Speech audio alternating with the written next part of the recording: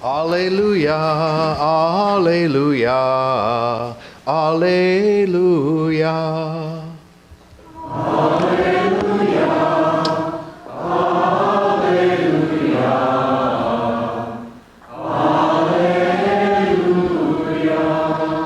Let the peace of Christ control your hearts. Let the word of Christ dwell in you richly.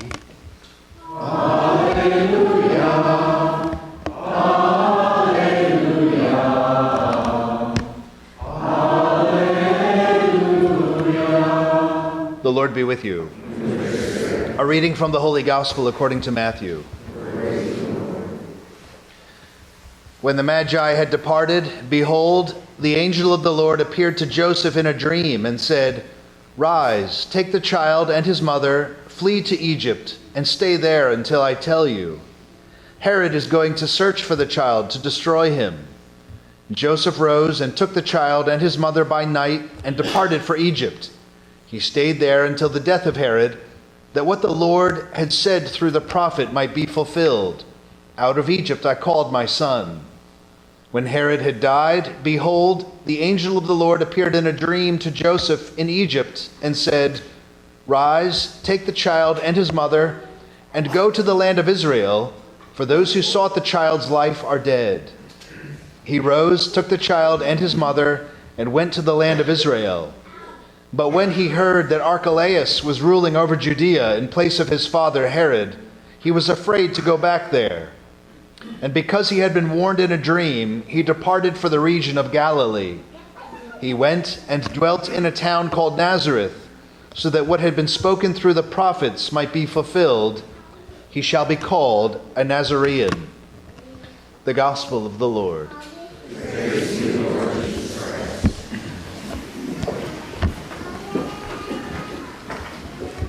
Today we celebrate, as I mentioned, we celebrate the Feast of the Holy Family. And we celebrate the gathering, in a sense, that's depicted at the foot of the altar. The Holy Family, Joseph and Mary, around the Christ child, around the Word made flesh. And we hear a little bit about the kind of the trouble that they went through trying to evade King Herod, who was after Christ. And with all, and of course we know too, or maybe we remember from Christmas, the shepherds that celebrated the coming of Christ, and then of course referred to here are the Magi, the wise men who give their gifts to Christ. We'll celebrate them more with greater attention at the Feast of the Epiphany. And but what we see in all of this is in some sense the bringing to fulfillment, or all of this kind of prefigures, and maybe more than prefigures. It shows that already is achieved the goal of the incarnation. That once Christ appears in history, immediately a certain constellation of realities comes into shape around him. Immediately he forms a household. He forms a household with Mary and Joseph. And St. Paul will refer to the household of God, referring to the church. So already the church kind of comes into being around Christ. The communion of saints is immediately gathered around him. And then the shepherds appear, the poor, they in some sense they represent the poor. And then the Magi would represent, say, the Gentiles, or the powers of the earth that kind of bowed down, that St. Paul will say bowed down before Christ. But then also, kind of more ominously perhaps, is prefigured the rejection of Christ that will be a reality that he faces all through his public ministry, the opposition of the Pharisees and the Sadducees and others. But then also, of course, Good Friday, where Jesus is kind of cast out and rejected by humanity in a particularly cruel way, and kind of Herod's machinations in the background, off in the darkness. This scene is bathed in light, the light of the Star of Bethlehem. But in the background, in the darkness, the wheels of the sinister plan of King Herod are turning as he tries to reject the Word made flesh, as he tries to reject this new Messiah, who he can only see as a rival, as someone out to get him, as someone who threatens his authority and his rule, his earthly position. So all that will happen, all that will be fulfilled in a more concrete, extended way, is prefigured and in some sense, as I say, achieved in the Holy Family. And this is, so the Mary and Joseph are really only the beginning. Again, as I say, the shepherds will come, then the Magi, then with Pentecost and the mission of the church, this company will expand to countless numbers, which now, 2,000 years later, give or take, includes you and me. We are all sort of gathered into the household of God. Or as St. Paul will say, we are adopted. We're adopted into this household. We're adopted sons.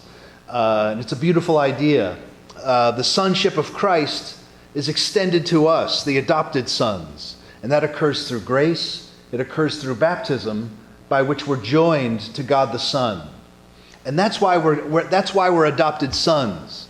It isn't because of our gender, and women certainly aren't excluded from this. In fact, it could just as easily be said that all of us, male and female alike, are brides of Christ. Our souls are to be married to God forever. God as the bridegroom, sort of going back to the image of the Old Testament that then Christ himself takes up.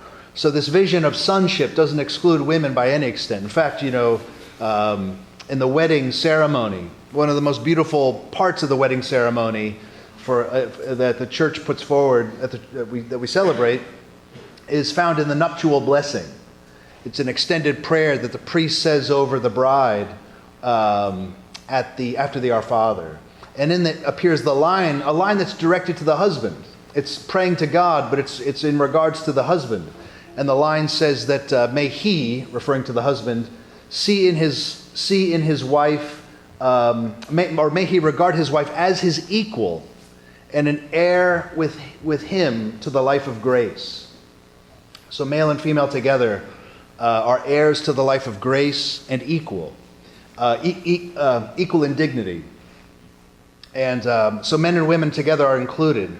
But this idea of adopted sonship is expressed in the way that it is because of the fact that it's achieved in Christ, who is the singular Son of God. And whereas we are adopted sons, he is a son by nature. He is a son by the fact that, as we say in the Creed, he's God from God, light from light, true God from true God, and then later on consubstantial with the Father. He's a son because he's the second person of the Trinity. We are sons because we've been grafted onto this or adopted by the gift of grace. And this idea is beautiful. I think there's a line from a poem by Paul Claudel.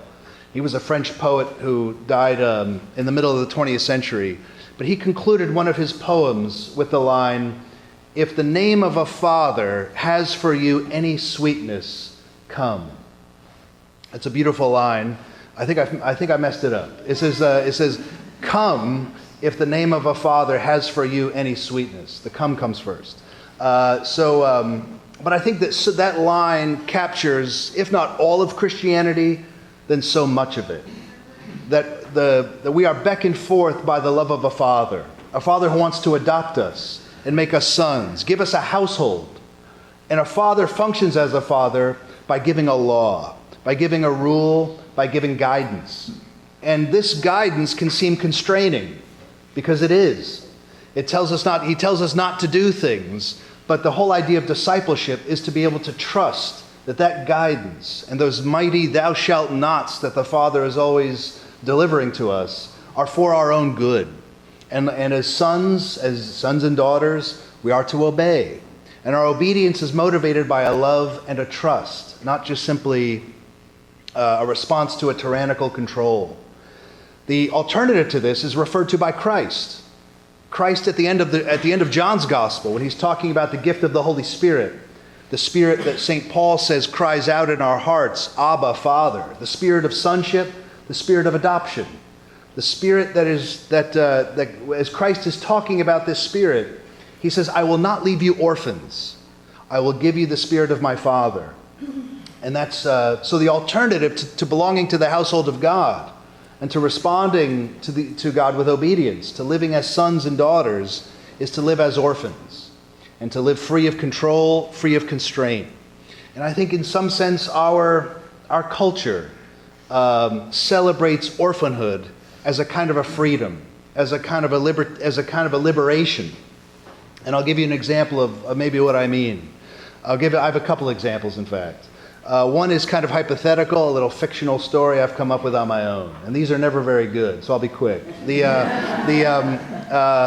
Imagine like a household of 5 or 6 kids, and on a Friday night, the parents say to the kids, you know what, your mother and I are going on a little weekend vacation. We're going to leave you, we think you're old enough, we're going to leave you home alone. And they go away. And the kids cheer wildly, when they see mom and dad drive down to the end of the driveway and take a left and depart for a few days. And then they start, they discover all the old leftover Halloween candy, all the junk food, and they start devouring that morning, noon, and night. They give themselves belly aches, and then they start fighting. They can't get along because there's no one there to take charge of the situation. And the whole thing becomes chaos, and by the end of the weekend, they're cheering just as loudly as mom and dad are coming back. A little more sober, perhaps, is a personal anecdote, a real story that I had, a real experience I had when I went to Jamaica. I was there on a mission trip, and I was there with high school kids, and we went to an orphanage. And these orphans were pretty young; they were probably from 12 years old and younger. And so these orphans, the high school kids probably seemed like fully grown adults. And so when we got there, the kids came charging out of the classrooms, excited to see us, smiles, eager to play, and it was really wonderful. It was wonderful to be with them, and the whole time was wonderful ultimately. But once the kids began kind of breaking away, once the orphans kind of got off on their own, they began fighting. They would fight in a terrible way. They were sort of at each other's throats. And I quickly began to realize that if you didn't keep your eyes on these kids, they could really kind of do a number on each other.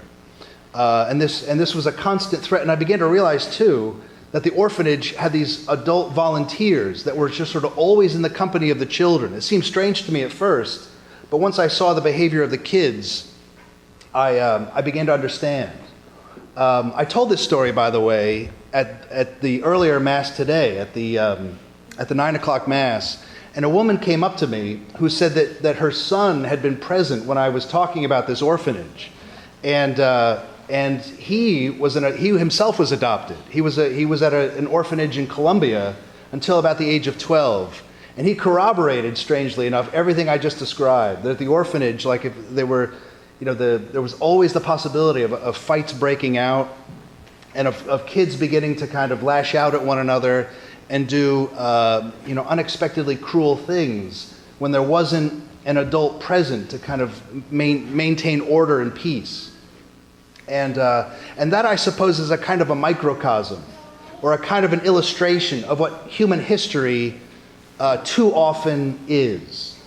Persons living as orphans. Persons living without a father, persons living without a rule to obey, a law to govern, a law to be governed by, and all of the wars, the abusiveness, the cruelty, the vice, the celebration of vice that quickly discloses itself to be an occasion for abuse and cruelty is seen all through human history. In fact, one of the saddest chapters of 2019 was that Me Too movement.